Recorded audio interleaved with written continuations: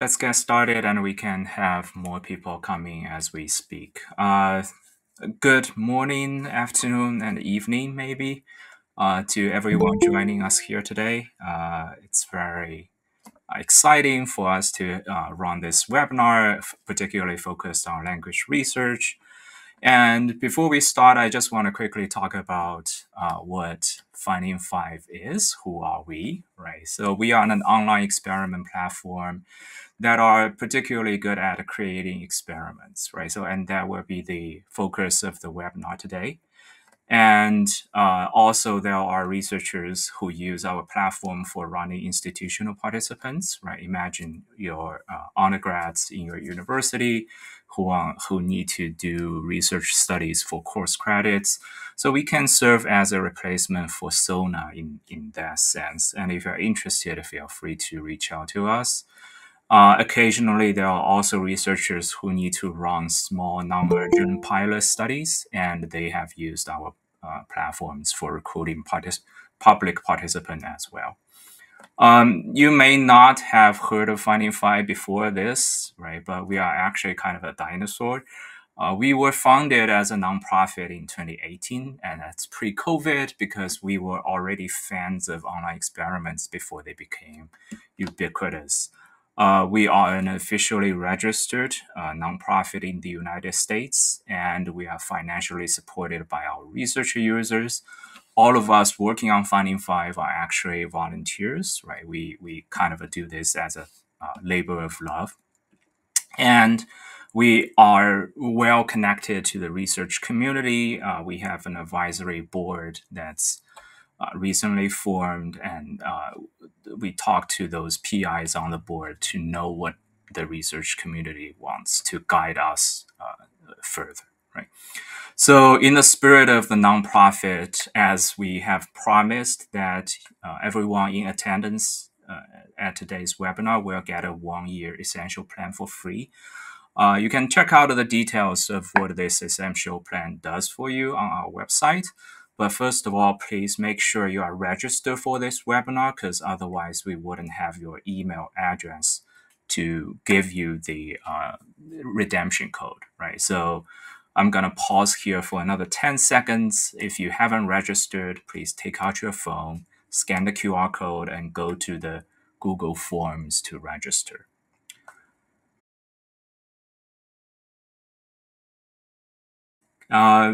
Today's main speaker will not be me. I'm Ting. I'm the president of the FindingFive nonprofit. But you'll hear from Noah mostly today. He has a PhD in linguistics, so you're in good hands if you're curious about language research. He is our VP of product. But this webinar has been made possible by a number of volunteers on our team. And especially if you heard about this webinar through the Human Sentence Processing Conference that was just in Michigan, then you have found the right place, right? I want to talk about how to ask a question during the webinar. This is a little bit tricky if you haven't used Google Meet before, right? So on the bottom right corner, there should be an icon that looks like a triangle that's made of a triangle, a square, and a circle. So click on that activities icon, and it will bring up a menu where you can see the Q&A option. You can ask questions there or upvote existing ones that you also care about. Now, we as a team will post answers in the chat together with the questions that have been asked there. But because it's a little bit disruptive to send chat messages while Noah is talking, we will do that only when necessary, but we will reserve time during breaks and at the end of the webinar for answering your questions together. And of course, you can always email us at hello.findingfive.com anytime if you have any questions about our platform. So without further ado, let me turn it over to Noah, and we'll get started right away.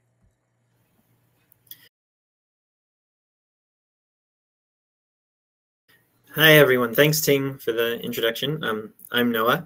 I'm going to go ahead and share my screen here. So what I want to do with you guys today is I want to walk through building an experiment essentially from scratch. And we'll do that together. Do a very simple kind of toy experiment. It'll be a picture naming task where we will record participant audio. So you'll get to see how well FindingFive does with that.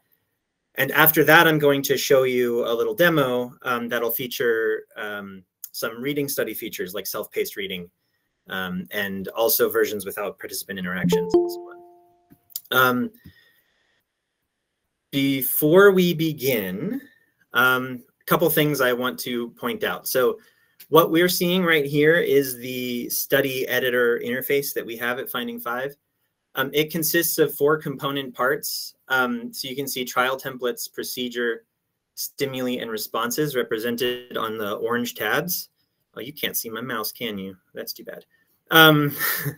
And these things are more or less what you think they are, right? Stimuli are items that are presented to participants. Responses are things that we collect from participants. And we combine these into trials over here on the left side of the screen, which takes those stimuli and responses, combines them together, and lays them out on the screen. And at FindingFive, we use a template format for this so that if you, for example, want to have 100 trials that are all quite similar with just maybe the stimulus changing from trial to trial, this allows you to define a single template for that instead of having to copy and paste redundant code over and over and over again. Finally, the procedure is just what you think. It's the procedure for the experiment. It essentially takes those trial templates and organizes them into blocks, and then orders those blocks into a sequence or a presentation order. So those are the fundamental components of the FindingFive study grammar. The next thing I want to address before we start building this study is, as you can see, there is a little bit of the code that you write pre-filled in here. This is not something that I put in advance. This is auto-filled in by FindingFive when you start a new blank study. And the reason for that is that as of right now, every FindingFive procedure has to be type blocking, which means that it has to have 1 or more blocks, and those blocks have to be placed in some kind of sequence in order for the renderer to understand what you're trying to do with your experiment. As you can see, working with FindingFive will require things like the use of, braces and brackets, the use of, quotes and colons and commas and putting them in the right place. So if, you've never done any kind of coding at all, that might seem a little bit intimidating, but rest assured that it all has a sound logic to it. And we have resources to help you learn these details of how to code in FindingFive. And if you have coded before, know that what our study grammar does is quite simple compared to an actual programming language. There's no, programmatic logic, no for loops or conditional statements or things like that. All that we're working with are predefined properties that exist in the FindingFive grammar with predefined, sets of values that they can take that sort of change the behavior of the experiment. And then a few user-defined properties and values too. So we're going to see that in action as we dig in. Though one last thing I want to note is when it comes to these predefined properties, we have very extensive documentation that lets you know what properties are possible for a given stimulus type or response type, or for blocks, trial templates, etc. And they also help you understand what the behavior is for the different value settings that you can give to these properties. So I think that's the introductory spiel that I want to do. And I would just like to dive in by working first here in the procedure. I'm going to sketch kind of an outline of what we want to accomplish in this study. And then and I'll kind of work my way down, just kind of sketching out the basics of what it is that we're trying to achieve. And then we'll kind of build it from the bottom up, working by making stimuli and responses and so on. So to begin, for our experiment that I want to build with you guys today, we're going to do something very, very simple. And And basically, I'm going to want to make some kind of like welcoming block to our experiment where we are going to include some sort of like, I don't know, some sort of welcoming text to participants just to welcome them to the study. And I'm going to do, because we're going to be recording audio, I'm going to do a microphone check. We'll do that in the beginning of the experiment too. And what you see me doing here in this light gray where I have the 2 dashes in front, these are comments. So these are really just serving their comments to myself about what, and to you guys about what it is I'm trying to do. The actual FindingFive study grammar doesn't interpret this at all. It just ignores them. So they're really serving as placeholders for right now. And I think after our welcome block, we're going to do some kind of picture naming task. So we'll do a picture naming block. And in there, we'll do some kind of instructions. And we'll do some kind of, you know, the actual task itself. I'm thinking we'll probably just do 5 trials, you know, 1 image each. And we'll record participants' voices. And that's it. That's all we're going to do here for this part today. So as you can see, I have these user-defined. I made up these names to create my blocks that I want to put in my experiment. And I know that I'm going to want to do them in this order, so I can just say that I'm going to put the welcome block first and the picture naming block second. And that's it. And so now I have kind of a sketch, an outline of what it is that I want to achieve in this study. And now what we've got to do is just start to drill down and begin by organizing the trials that we're going to need to generate these blocks. So I come over here to trial templates, and I am going to create, I'm going to start by creating a trial to be my sort of welcoming text to the participants. So I'm just going to call this a welcome trial template. And when we create a trial template in FindingFive, just like the procedure over here, it has to have a type. So everything, trial template, procedures, stimulus, and response always has to have a type. There are a couple different types for trial templates that are possible, but for our purposes here, we're just going to use the basic trial template for everything. And I just want to remind you all that the, you know, what properties you have to define for a given item in FindingFive and what properties you can define. This is all very well documented in our documentation, and you can find the answers for what they do there. So just a reminder about that. In this particular case, we just want to present some text to participants. So that's going to involve stimuli. And in this case, we're going to do 1 stimulus that'll just be our welcoming text, and that's it. And that's actually all I will have to do to define that trial. There are a lot of sensible defaults that FindingFive uses to interpret, you know, your trials and how you might logically want them laid out. And we will see that when we preview it. The next trial template that I'm going to want to build is for my microphone check. So I'm going to call this a mic check trial template. Again, a name that I'm making up. It's whatever I want it to be. Once again, we have to define a type, and we're just going to do basic for our purposes here. I am going to want stimulus for this. So I'm going to define in stimuli, I'm going to end up defining some kind of instructions for the microphone check. And then I'm also going to want the sort of the meat of it. The main thing I want is I want a response. So I'm going to define responses for this. And in this case, I want a participant controlled audio response. And what I mean by that is that I want participants to start the recording. I want them to end the recording. I want them to be able to play it back and make sure it sounds good. I want them to like confirm when they're ready, re-record it if they need to, all of that. So that's what we're going to do for this. And just a reminder that for now, I'm just putting in these as placeholders to tell me what content to make later. Right? And I think after that, I'm just going to leave a couple notes here. So we'll want to do our picture naming instructions as well. and we're going to want to do our picture naming task as well. And we'll get to those in a minute. So for now, we're starting to see the design take shape. Let's start creating a couple of our stimuli and responses to fill in these first two trial templates that we made.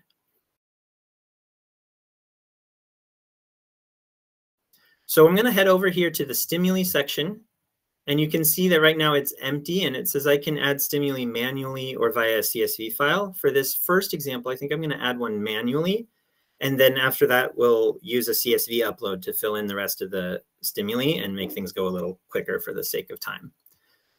So I'm going to start with this plus to add a new stimulus. I can name it whatever I want. The type in this case, I want to present text to my participants, so I'm going to set the type to text. And for the content, I'm just got to decide what the text message is that I want to give to the participants. So maybe I'll say something like, welcome, thank you for agreeing to participate in our experiment. Sure, that works. I hit save, and now you can see that this area has been populated with an item. This little A over here tells us that it is a text stimulus. The name is welcome, and of course you see a preview of the actual text in that stimulus when you hover over it. Now that I have that there, I can actually go ahead and just fill this into my trial template. And you'll notice that when I start typing in the name of a stimulus, it pops up with a suggestion. Like, I think you want to use this stimulus name, right? And that is very handy for avoiding typos and things like that, making sure you have the right stimulus names. And that's actually it. We have our first trial template done. And in fact, I can go ahead and populate that into my block. So I'm going to say that for my block, the trial templates that I want is going to include my welcome trial template. Right? No, I don't need that anymore. I don't need that anymore. And there you have it. We built our first trial and we populated it into a block. I could go ahead and do the instructions for the microphone check too, but that's, a little boring. I think I'm going to go ahead and just upload a CSV of the remaining stimuli I'm going to need for this experiment. The way this works, as you can see in this little preview, is you just create a CSV file where the first row are the property names for the stimulus you want to create, and then each row is a different stimulus. So in this example, right, if we were going to do that for what we have right now, I would have, name, type, and any other properties I'm going to need to define for my things. Welcome's name would be welcome, type would be text, right? So I'm going to do that. I'm going to upload a CSV that I made prior to this. And you can see it ignored the stimulus that I already made, so we don't get duplicates. And so here it is. It's pretty simple. I've got instructions for my microphone check. That's something that I'm going to need to put into my trial template there. I've got instructions for my picture naming task. And I've got 5 images that I'm going to use for my picture naming task, right? Let's look at our bananas. There we go. So I'm going to go ahead and put my microphone check instructions in here. Mic check instruction. Perfect. And now let's go ahead and build our first response. So this will be the actual microphone check where I want the participants to have control over their over the audio response that they're providing. So I'm going to come down here to responses. I'm going to add a new response. I'll name it whatever I want. So let's call this mic check audio response. Sure, that works for me. And we're going to set the type to audio. And this, once again, what the different types are and what they're called, this is all in the documentation that you can find. What's nice about the basic audio response type in FindingFive is that it does all the things that I want automatically by default. It's customizable. You can turn some of these features, on and off, but by default, It will not start recording until a participant clicks a button. It will not stop recording until they hit a button to stop it. And it will allow them to play that back, re-record it, and confirm when ready. All of those are the defaults for this. So I actually don't need to do anything else. I can just hit save, and that's it. Now I can plug it into my trial template.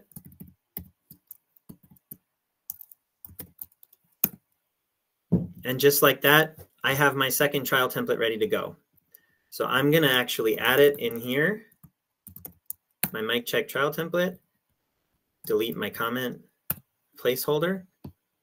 And just like that, I've got my first block completely done.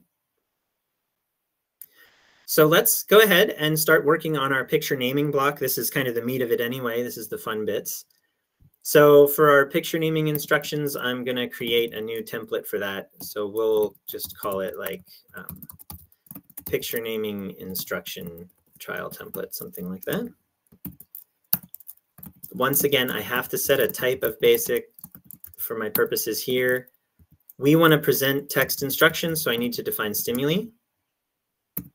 In this case, we have picture naming instructions ready to go from our CSV import. And that's all I need. I don't need a response of any kind, so we can be done. And then for our picture naming task, let's just do a picture naming task trial template. And for this one, we'll set the type to basic again.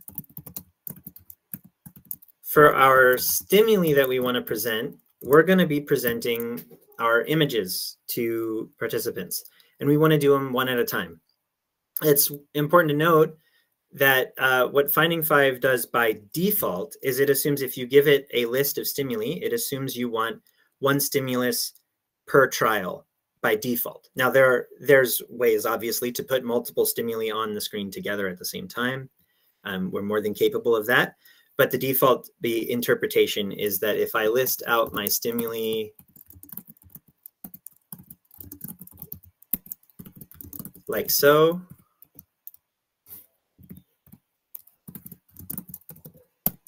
that this will be trial 1, trial 2, trial 3, trial 4, and trial 5. So that gives me my desired 5 trials that we wanted. Of course, I'm also going to need to define responses for these. And again, the default behavior that can be adjusted through different properties, but is a very sensible default, I think, is that if I put a single response here, FindingFive will automatically map that one response to all 5 of my trials. So I don't have to write it out 5 different times. I can just put it in once. Now, we don't have our other response. I'm going to go ahead and build it now. For this case, we want to do something a little bit different with our audio recording. So I'm going to come and add a response here. I'm going to name this my picture naming audio response. And instead of the default audio response, I'm actually going to use another response type in FindingFive called background audio. Now, what the background audio does is instead of involving active participant engagement to start and stop the recording, the default behavior for background audio is to passively and invisibly sort of hang out in the background and start immediately at the beginning of the trial and record until either I tell it to stop or until the end of the trial. So that's handy for our purposes here in a picture naming study because we don't want to give people time to think about the picture while they go to hit record, right? So we're going to have it start automatically, which is the default behavior. We also want to put a little bit of a time crunch on them, I think, for a picture naming task. I think that would be a normal thing. And so I'm going to add a duration property and set it to 3 seconds. And that's going to mean that at most they have 3 seconds on this trial. And when I say at most, that's because I don't want them, in my case, I mean, this is a choice, but I don't want them to have to wait around for a full 3 seconds if they responded right away. So I'm going to use a little feature that we have called stop on silence. And I'm going to set that to true. And what this does is it says, if I've detected that someone has started speaking and then they stopped speaking, I will wrap up the recording and wrap up the trial, and we'll move on, right? It's a very handy feature.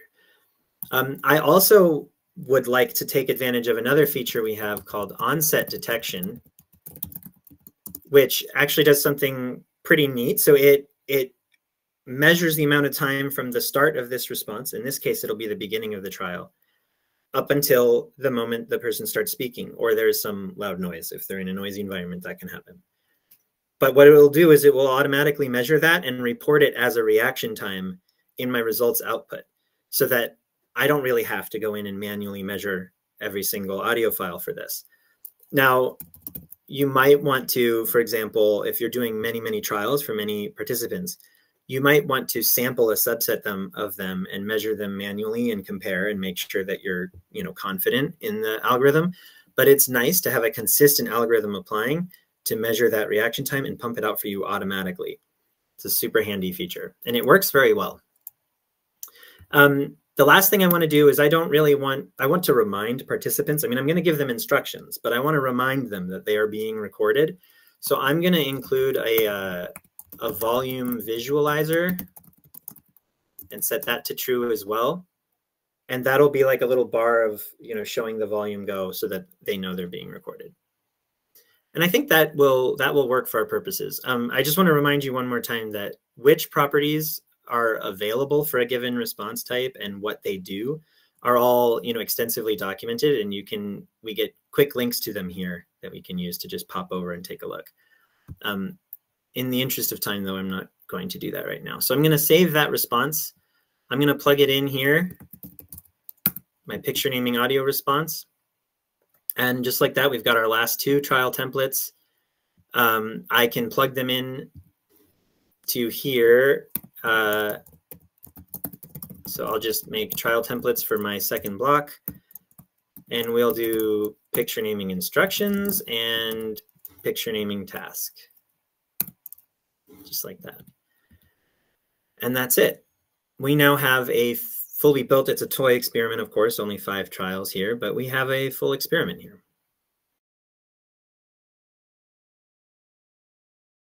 So what I'm going to do now is I'm going to hop over here and I'm going to preview this study, and you guys can see what it's like. So first things first, I have to allow the use of my microphone. FindingFive actually does its own little microphone check in the beginning. I chose to build one because many researchers choose to build their own as well. That's a choice you can make. I chose to do it so I could showcase 2 different kinds of audio response.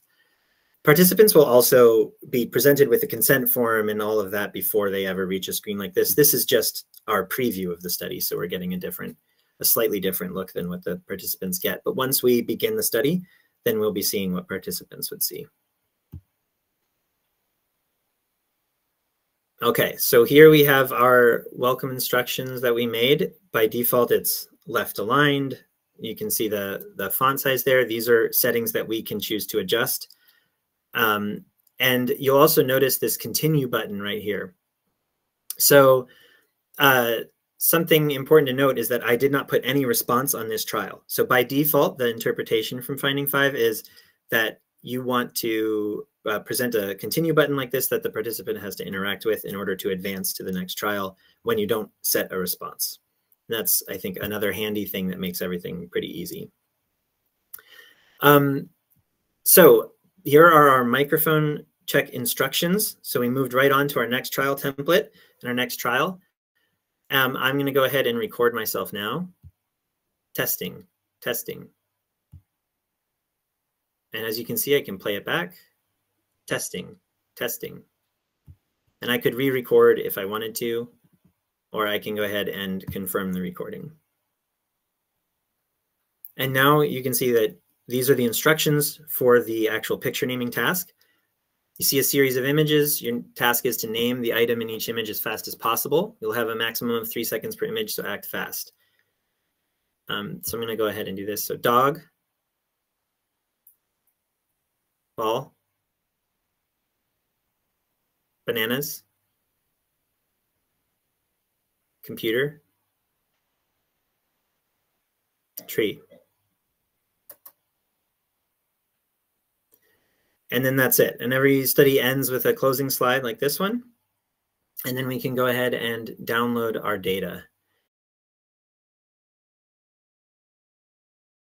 And this is just a preview, so it's only going to be my data. Data is downloaded in a zip file that contains a CSV with the results. And, oh wait, you guys aren't seeing this, are you? No, you're not. Oh, because I'm sharing a tab. That's right. Okay. Hold on. I'm gonna change my presentation really quick. No, you can just go to another tab and there should be a bar that says share this tab instead. You can quickly switch between tabs like that. Well, it's not an actual tab. Oh, okay. It's the downloads folder I'm trying to show. So.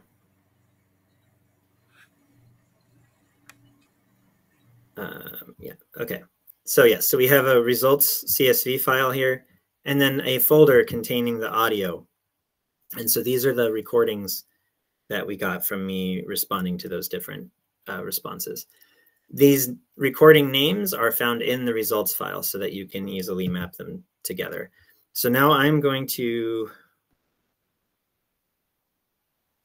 share, I'm going to have to stop presenting again and share my new tab. I'm actually going to create my Google Sheets first so I don't have to switch presentation twice.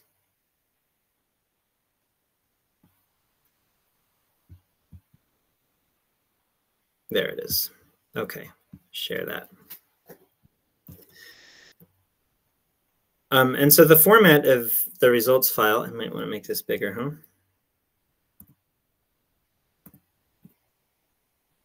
Okay. So the format of the results file, CSV download, we have headers up here, and then each row consists of either a trial, it's either one row per trial, or if there's more than one response, and you get more than one data point on a given trial, then you'll see a row per response data point there. In this case, we only ever collected one recording on a trial, one response on a trial, so it's one row per trial in our case here. I'm going to open these up a little bit, expand to fit the data so that we can see it better.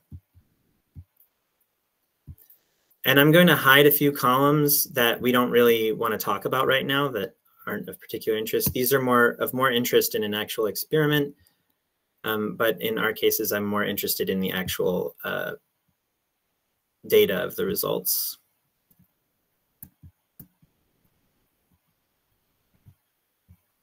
Okay, so you can see we get a trial number. We get the trial template that trial came from, the stimuli presented on that trial. And then we can pop over here, we can see the responses that were present on that trial, the mode of response that was used, in this case, my voice. There's also key press and click and other things like that. And then you can see for our audio response, our background audio response with the onset detection, we have a reaction time. Super handy.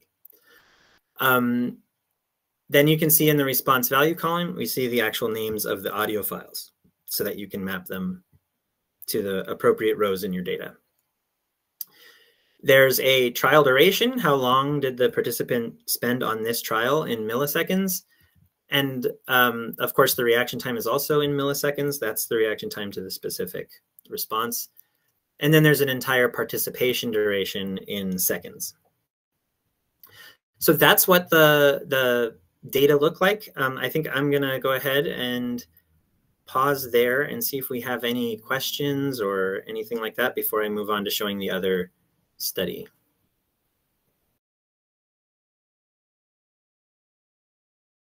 Okay, so for this, I'm going to just go ahead and preview the study that we're looking at here so you can see some of the features that we want to talk about.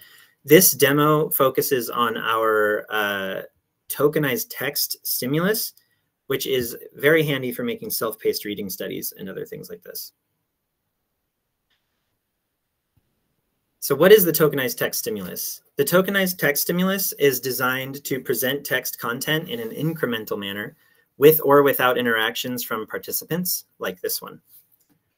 In this case, I was not interacting with that at all. That was an automatic presentation. When no participant interaction is required, the speed at which tokens are presented can be adjusted. So we're going to see 3 different presentations. Pay attention to the speed at which they appear. The presentation speed of this stimulus is relatively slow at 12 characters per second. The presentation speed of this stimulus is very fast at 32 characters per second. And the presentation speed of this stimulus varies from token to token.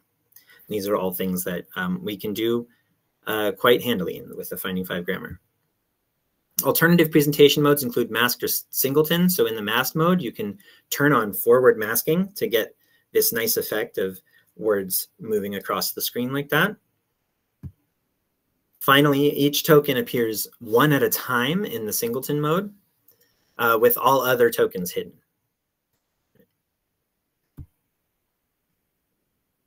An exciting application, of course, of this is self-paced reading studies. So when you create a tokenized text stimulus and set it to be self-paced, the reaction time is automatically recorded. You don't even have to create a separate response to record those reaction times. So if I press space, FindingFive takes care of the nitty-gritty details so that you can focus on research. And of course, we even have it set up so that you can do some bi-directional reading studies. So if your research wants people to move forward and be able to go back again, we can set that up as well. Right. In many study designs, of course, you might want to ask a follow-up comprehension question after self-paced reading. That is a trivial thing to do in our case. We just set up a tokenized text stimulus, in this case, self-paced, and then include a response on the same trial, right?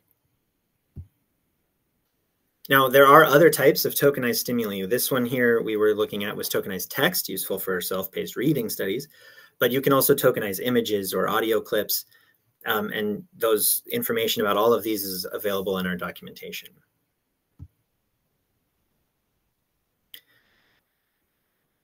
So I think, once again, I'm going to download the data again, and I will, there we go, share this instead. Yeah, I could share that tab. Thanks, Ting. In this case, we didn't record any audio, so we don't have an audio folder. We just have our results CSV. And bear with me while I convert it to Google Sheets so that my Chromebook lets me format it. And then we'll share this tab instead. And once again, a little small, so I'm going to make it a little bit bigger. So once again, we have a header row. I'm going to actually freeze it because we have a lot more data this time. And I'm going to resize our data just to make it a little easier to see. And once again, I'm going to hide a few columns that aren't of particular interest to us here today.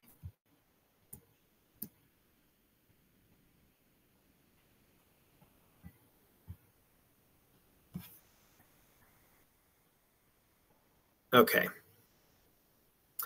So once again, we have an entire participant duration, response mode, name, reaction times, the response type, stimuli presented, trial duration, and so on. One thing I want to point out, you can see that we didn't have any responses for these initial trials. And you can see these include the stimuli, the tokenized text stimuli that were presented without participant interaction. So those are just stimulus presentation, no responses. And you can see we see one trial per row for those. But then when we get into trial number 6, we have our first self-paced reading stimulus. And in that case, each interaction that I had gets a row in the data so that we can get a reaction time to the presentation of each row or each token. In this case, the tokens were all words, but you can customize that to be whatever you want.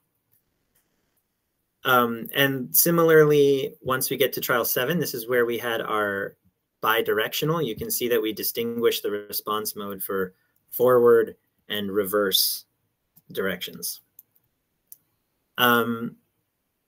The other thing that I want to highlight is if we pop down to trial 8, this is where we had a response on the same trial. So we have a row of data. We have a row for each data point in the self-paced reading stimulus. Then we have an additional row of data right here for our rating response that came after it. But you'll notice that we also have, still in trial 8, we also have more data recording the mouse position. So what we did is we snuck in a little mouse tracking in that trial, and we had that going simultaneously while the participant is reacting to the rating response. You could also do it for, it might make more sense in, say, like a visual world kind of context with an alternative forced choice kind of situation. And you might, in that case, want to have them center their mouse in the middle, center their cursor in the middle of the screen. But at any rate, this is just to show that it's very trivial to combine multiple response types that can collect data simultaneously on the same trial. And in this case, for the mouse tracking, it was set up to sample every 100 milliseconds. And we get X, Y coordinates for the position of my mouse cursor. So it's very, very handy. All right, so that is it for these results that I wanted to show you. I'm going to pop back over to the actual study itself. And I'm going to just kind of show an example. Let's hide some of this stuff. It's a little distracting. But I'm going to show an example of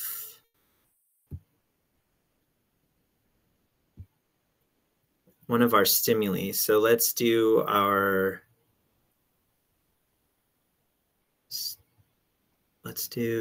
this one. So you can see, well, that's the wrong one, sorry. My apologies. There we go. Where's the one with follow-up?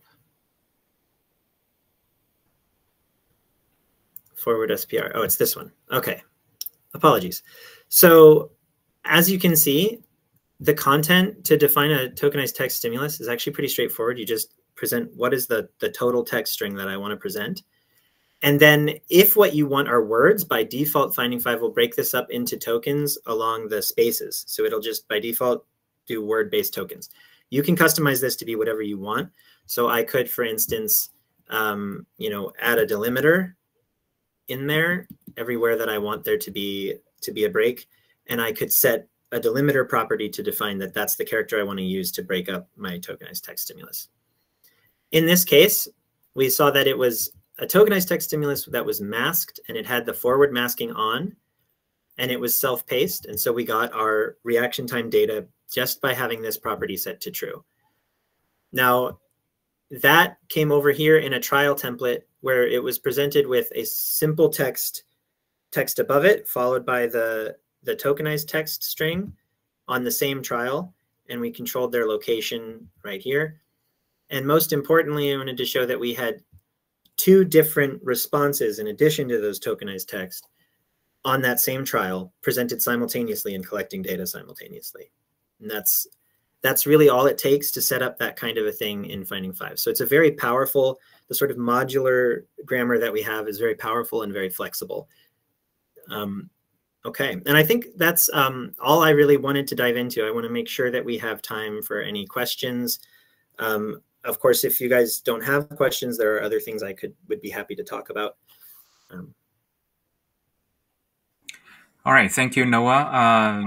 This is a great demonstration of the 2 studies. Like Noah said, if anybody has any question, feel free to ask. Cool. Let's wrap it up then on time, which is amazing for everybody. Thank you again for attending this webinar. We'd be curious to know what you think of it, and if we are going to host more webinars in the summer, what kind of topics you are interested, right? So watch out for the redemption code in your inbox, and comes with it will be a survey, a short survey for everything. Okay. Have a good rest of your day or rest of the night. Bye. Yeah. Bye. Thank you.